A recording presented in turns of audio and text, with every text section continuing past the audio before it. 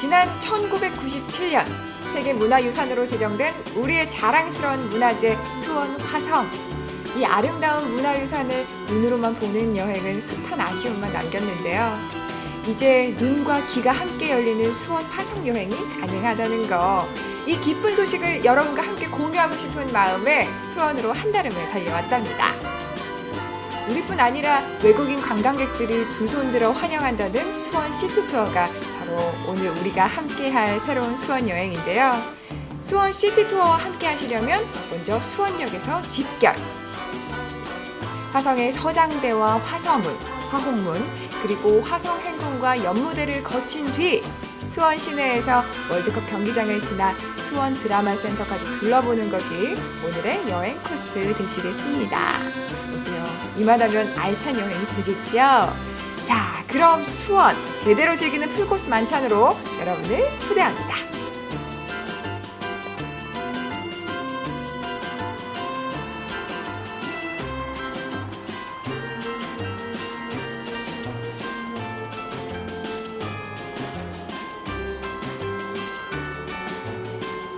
네, 수원 시티투어 같은 경우에는 수원 시내 주요 관광지를 약 3시간 정도가량 관람을 하는 투어버스인데요.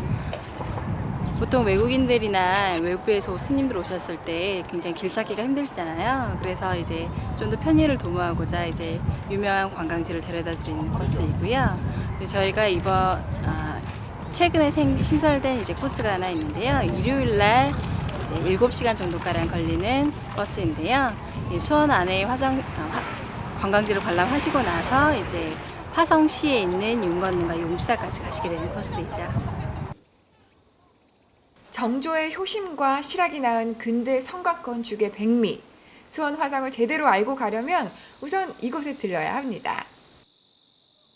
수원 화성의 구조, 축성 과정 등을 상세하게 풀어놓은 수원 화성 박물관이 그곳인데요. 수원 화성과 관련된 각종 유물도 살펴볼 수 있고요. 화성 축성 과정이 설명과 함께 모형으로 재현돼 있어서 수원 화성에 대한 이해를 도와줍니다. 정조가 불운하게 세상을 떠난 아버지 사도세자의 능을 화산으로 옮기면서 축성된 수원 화성. 아버지의 묘를 방문하기 위한 행군 기능과 함께 서울의 남쪽 방어 기지이면서 정조의 강력한 왕도 정치를 실현하기 위해 세워진 조선판 계획 신도시라 할 수 있는데요. 이런 복잡한 기능과 정조의 야망을 위해 당대의 모든 과학과 기술이 총집결한 수원 화성은 근대 초기 성곽 건축의 최고봉이라 할 수 있는 위대한 작품. 저희 박물관은 화성이 어떻게 지어졌는지를 보여주는 화성 축성실하고 그리고 1795년 원행을묘를 바탕으로 한 화성 문화실이 구성되어 있어요. 화성 축성실에서는 화성에 짓게 되는 여러 가지 과정을 볼 수가 있는데 화성에 쓰이는 재료라든가 물자 이동 그리고 화성의 도시로 발전해 나가는 과정을 보실 수가 있고요. 그리고 화성 문화실에서는 어머니 해경궁 마마의 회갑잔치를 위해서 벌어졌던 원행을묘와 그리고 당시의 회갑잔치 그리고 화성 총리 대신이었던 최재공 집안에서 기증한 여러 인물들을 같이 보실 수가 있습니다. 거중기, 농로 등 신기제를 탄생시킨 과학은 물론 단원 김홍도와 같은 최고의 예술가들도 함께했던 화성 축성. 덕분에 화성은 그 아름다움 또한 최고로 손꼽히는데요. 화성에서도 정조가 사도세자의 묘로 행차하면서 머무는 궁이었던 행궁은 그 어느 행궁보다 크고 웅장해서 경복궁의 부궁이라는 말까지 생겨난 곳이라고 합니다. 이곳에서는 정조의 어머니 해경궁 홍씨의 회가변 잔치도 치러졌다고 하는데요.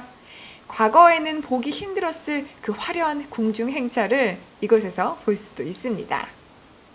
또 매년 10월이면 정조의 이상형과 효심을 기리는 화성행궁 문화제가 열린다고 하는데요. 그러니까 지금 달려가시면 그 찬란한 역사와 문화를 만날 수 있겠죠. 과학과 예술과 효심과 이상향, 이 모든 게 녹아있는 수원 화성, 더욱더 보고 싶어지는데요. 많은 사람들이 꽂는 화성의 백미는 바로 화옥문하고 방화수리정이에요. 화옥문은 수원천에서 내려오는 물을 막는 북수문의 역할을 하는 곳인데요. 그 아름다운 화옥문과 그리고 방화수리정은 그 자체로서 강로의 역할을 할 뿐만 아니라 주민들의 쉼터였었거든요. 아름다운 건축물을 감상하실 수 있습니다.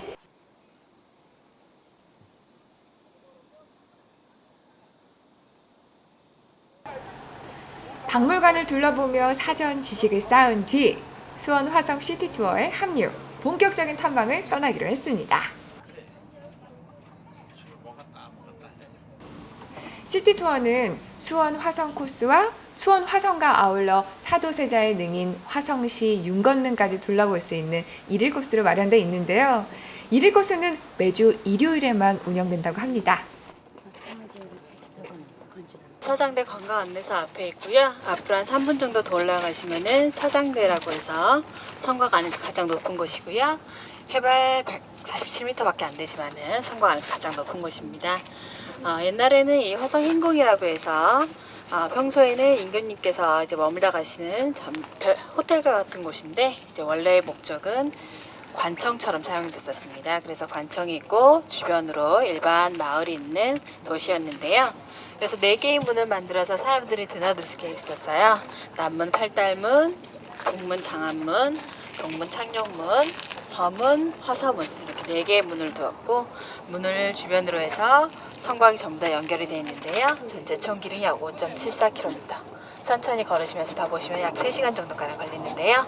자, 오늘의 첫 번째 코스는 서장대에서 약 40분 정도가량 관람하셨다가 버스까지 가셔서 바깥쪽으로 쭉 타시고 이제 첫 번째 내리실 곳은 화옥문이라고 해서 가장 아름다운 곳인데요. 여기서 한 15분 정도. 그 다음에 가실 곳은 화성 행궁. 여기서 무예 14기 공연 관람하시고요. 약 40분 정도가량 머물 예정입니다. 그 다음에 가실 곳이 동장대라고 해서 옛날 군사 훈련장 같은 곳인데요. 여기서 활쏘기 체험 가능하시고요. 약 15분 정도 걸립니다. 마지막 코스는 KBS 드라마 센터인데요. 지도 밖에 있어서 보이지 않고요. 한국 분들은 먼저 안쪽으로 들어가셔서 왼쪽으로 쭉 올라가시면 서장대 있습니다.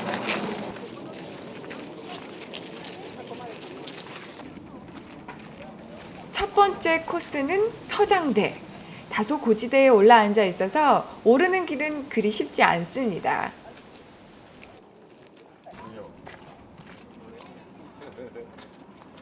처음에 가시는 서장대 같은 경우에는 올라가실 때는 굉장히 가파른 길이 이어지는 힘든 길이지만은 막상 올라가시면 수원 시내를 전체 다 바라볼 수 있는 일종의 전망대와 같은 곳이고요. 화옥문 같은 경우에는 이번에 이제 보물로 지정이 된 수원에서 가장 아름다운 곳인데요. 이제 아름다운 경치를 관람하시게 됩니다. 그리고 이제 화성 행궁 같은 경우에는 이 코스의 가장 중요한 중심이라 할 수 있는데요.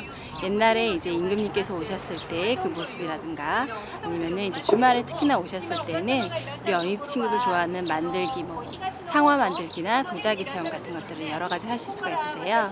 그리고 이제 연무대 같은 경우에는 우리나라 고유의 국궁을 쏘아보실 수가 있는데요.